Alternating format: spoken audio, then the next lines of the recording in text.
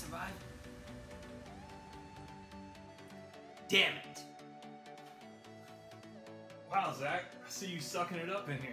You think that's a frame rate drop problem? Nah, Radeon for life, man, okay? They know what they're doing. You know what? I think it's time. See, I just happen to carry one of these around with me all the time. It's time to ascend. I can forget about Radeon for a little bit.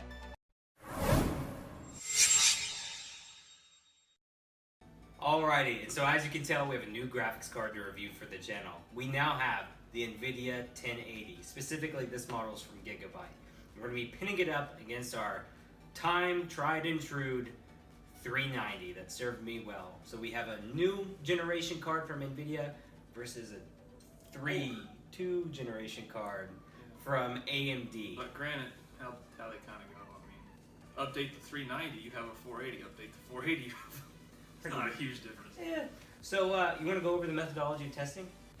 Let's see what we start. We played a couple games, mainly Player Unknown Battlegrounds. Player Unknown Battlegrounds, his game. I know a lot of y'all love it.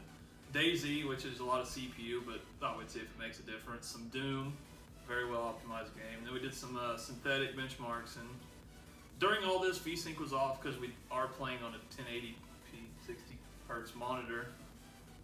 So I mean, you're not going to see a huge difference with vsync on. So we'll compare max frame rates, average frame rates, minimum, and kind of a foregone conclusion, but interesting test. So with that in mind, let's go ahead and show the raw data.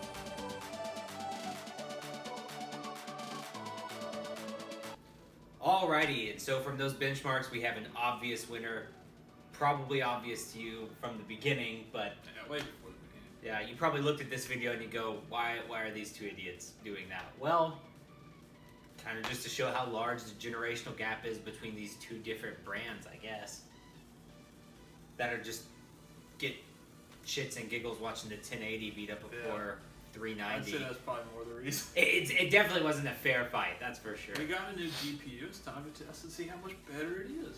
For sure, and at least we did get to see one thing. The average FPS is like,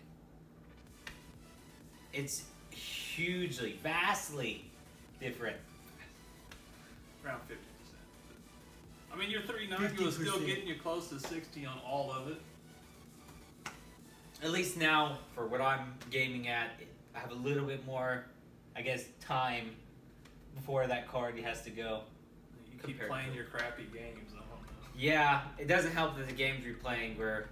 See, you're playing on no battleground that you averaged 54 at 1080. Sorry, your DayZ. At least got above 60. One of the worst optimized games. Let's walk into a city, and let's watch the 1080 struggle. That was your crappy CPU. I don't know why you have an The i7. i7 6700K is a crappy CPU. You heard it here The first. FX series is where it's at. 6350 user. That was his. That was once mine, yes. But the GPU itself, I mean, if you can pick it up used, it's definitely something I would probably pick up used from like brands like Gigabyte, MSI. I would still buy it new. Vega didn't release anything to make me want to buy it over the... Yeah, honestly, if you're looking for something in the 1080 performance, If you get a good price on it on sale, buy it. Forget Vega 64. 64 uses more wattage. It just is a power hungry card. It doesn't give you the performance. Vega 56, yeah, if you're looking for something around 1070 performance, do that for sure. That was interesting. 56 might not be, what's the word I'm looking for? It might not be as efficient as the 1070, but it does better. beat it. Yeah, and that's all that The matters. 64 and 1080 kind of go back and forth, So honestly, that and there's headroom on that card. All these tests were done with the standard clocks, also with their OC modes engaged. So at some points, the NVIDIA card was up to 1900 on its core clock, while the AMD card would go up to like 1550-ish, which is only like 0.05 over what it started at. So that one didn't have too much room to overclock itself, but the NVIDIA card did a great job just juicing itself up and still use less power. Yeah. I've seen it's a lot of what I see, but NVIDIA tends to overclock a little bit. Yeah, so for this generation, I would definitely say buy it.